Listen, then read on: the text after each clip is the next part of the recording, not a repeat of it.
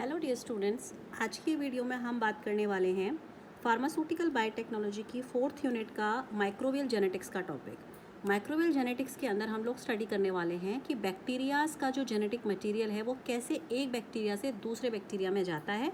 इसी मेथड को हम कहते हैं जेनेटिक ट्रांसफ़र और जीन ट्रांसफ़र। तो बैक्टीरियाज अपने जेनेटिक मटेरियल को ट्रांसफ़र करने के लिए कुछ मैकेनिज़म्स को अडॉप्ट करते हैं। तो यहाँ पर हम लोग 3 मैकेनिज्म को डिस्कस करने वाले हैं। First is transformation, second is transduction and third is conjugation. So these are the 3 methods by which an bacteria transfer its genetic material to the another bacteria.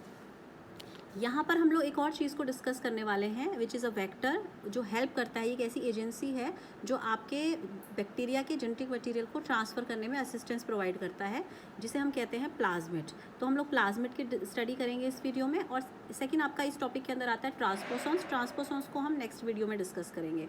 तो चलिए पहले प्लाज्मिड के बारे में बात कर लेते हैं। प्लाज्मिड का स्ट्रक्चर समझने के लिए आप बैक्टीरिया के स्ट्रक्चर को देखिए। This is the general structure of a bacteria, जिसमें बैक्टीरिया के बाहर आपका ये सेल वॉल है, उसके न्यूक्लियस के अंदर आपका ये जेनेटिक मटेरियल जो है वो आपका प्रेजेंट है।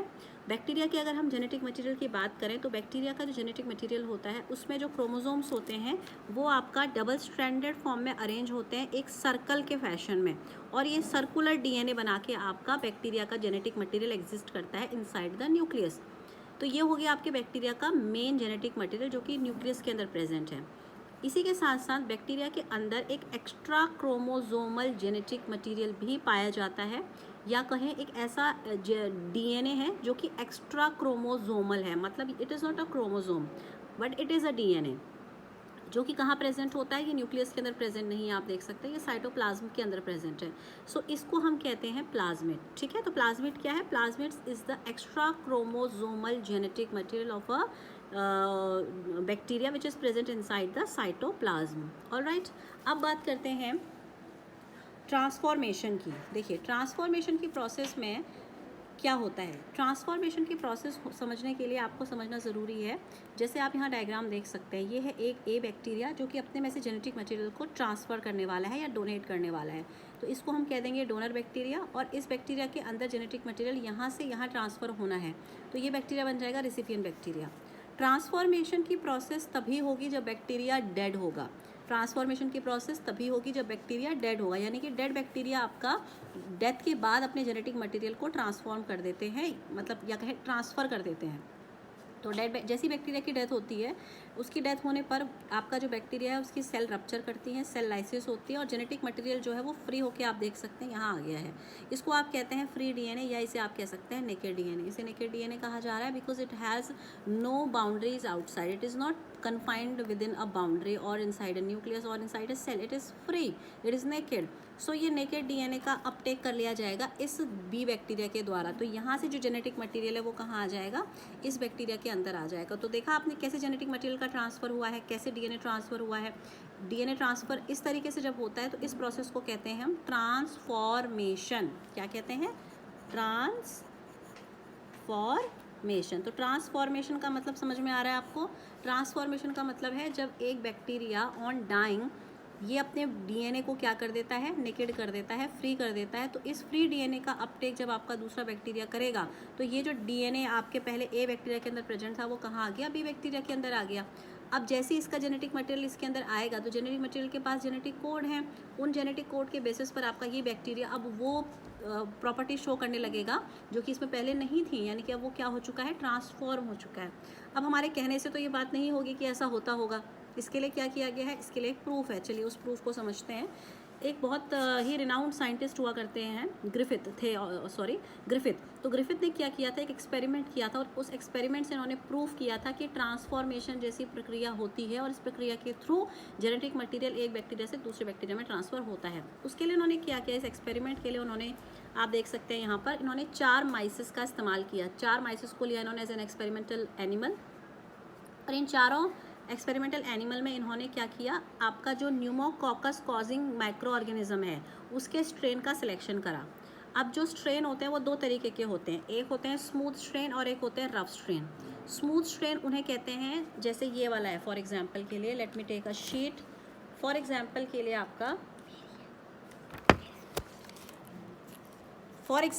लिए आपका ये बैक्टीरिया है, ऑलराइट। अगर इस बैक्टीरिया के बाहर आपको कैप्सूल नज़र आ रहा है, ये इसका जेनेटिक मटेरियल और ये इसका कैप्सूल, तो इस कैप्सूलेटेड बैक्टीरिया को हम कहेंगे स्मूथ बैक्टीरिया। ऑलराइट। अगर बाहर से कैप्सूल बना रहेगा तो बैक्टीरिया क्या कहलाएगा? स्मूथ। और स्मूथ होने की वजह से ही इसमें क्या आ जाती है? वायरुलेंसी आ जाती है। यानी कि वायरुलेंसी का मतलब अब ये क्या कर सकता है? अब ये हार्म पहुंचा सकता है। तो किसी भी बैक्टीरिया की हार्मलेस, जो उसकी हार्मिंग टेंडेंसी होती है, वो उसके स्ट्रक्चर में प्रेजेंट कैप्सूल की वजह से होती है। ठीक है। इसका ऑपोजिट कर दीजिए, एक बैक्टीरिया है, ठीक है, ये इसका जेनेटिक मेंबर, इसके चारों ओर किसी भी प्रकार का कोई कैप्सूल नहीं है, यानी कि ये कैसा है? ये नॉन कैप्सूलेटेड है। अब चूंकि ये नॉन कैप्सूलेटेड है, इसके चारों ओर कोई भी कैप्सूल नहीं है, तो ये देखने में कैसा लगेगा? ये देखने में आपको रफ लगेगा। अब इसके पास कैप्सूल नहीं है, इसका मतलब ये बिल्कुल भी वायरुलेंट नहीं रहेगा, यानी कि ये क्या रहेगा? ये रहेगा ए वायरुलेंट, यानी कि इट विल बी हार्मलेस। तो इन्होंने क्या किया था ग्रिफिथ ने आपके 2 स्ट्रेन्स का सिलेक्शन करा। एक उन्होंने लिया स्मूथ और live strain of pneumococci, pneumococcus cause करने वाले बैक्टीरिया के इन्होंने यहाँ पर लाइव स्ट्रेन को लिया, और वो कैसा था? स्मूथ था। उसको इन्होंने इस माइस के अंदर इंजेक्ट करा, और उसके बाद उन्होंने देखा कि उस बेचारे का जो लंग्स है वो कोलैप्स कर गए न्यूमोनिया की वजह से, और उसकी डेथ हो गई।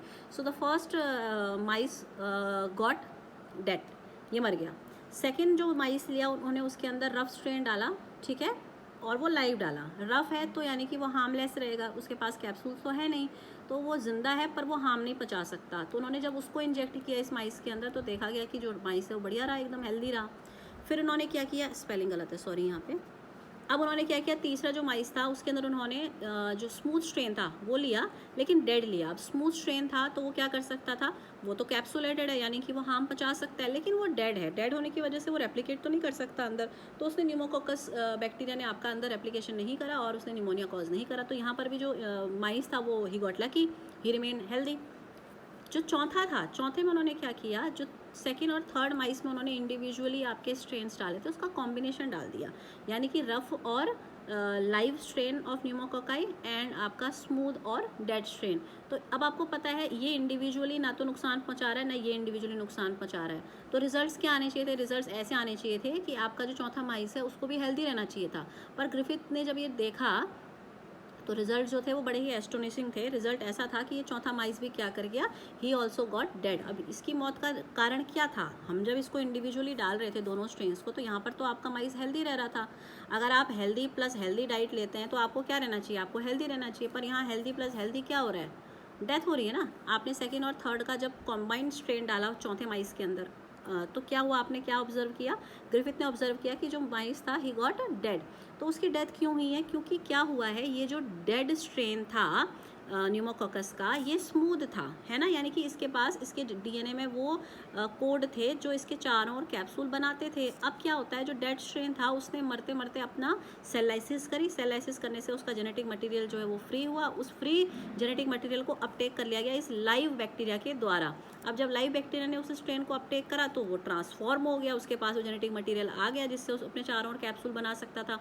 तो इसने अपने चारों ओर वो कैप्सूल बनाया, और जैसे ही आपका बैक्टीरिया के चारों ओर कैप्सूल की फॉर्मेशन हुई, वो क्या बन चुका था? वो वायरुलेंट बन चुका था, यानी कि वो निमोनिया कॉज कर रहा था, और इसी वजह से जो ये माइस था इस बेचारे की डेथ देखने को मिली। तो आपको समझ में आ गया होगा ट्रांसफॉर्मेशन इट्स वेरी इंपॉर्टेंट। ये आपका जो एक्सपेरिमेंट है ग्रिफिथ का इंपॉर्टेंट है आपके university exam point of view से, तो इसको ज़रा आप अच्छे से डायग्राम बना के पेपर में आइएगा। अब बात कर लेते हैं हम second mechanism of gene transfer की। तो second mechanism of gene transfer है आपका ट्रांसडक्शन।